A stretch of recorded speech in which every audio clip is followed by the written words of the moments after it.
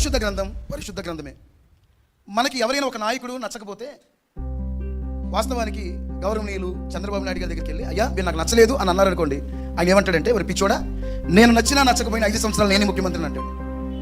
అలాగే యేసయ్యను దేవుడిగా నువ్వు అంగీకరించకపోయినా మన చేతిలో ఉన్న పరిశుద్ధ గ్రంథాన్ని నువ్వు అపరిశుద్ధ గ్రంథం మనినా పరిశుద్ధ గ్రంథం అవ్వకపోదు. ఎందుకంటే ఈ పరిశుద్ధ గ్రంథం అనేక వ్యక్తుల మనస్సు మార్చిన గ్రంథం ఏదైనా ఉంది అంటే ఏకైక గ్రంథం, అది పరిశుద్ధ గ్రంథం ఒక్కటే. గనుక ఈ పరిశుద్ధ గ్రంథంలో ఉన్న మాటలు ఏ మాట చదివినా అది మన జీవితానికి ఆశీర్వాదకరంగా ఉంటుంది.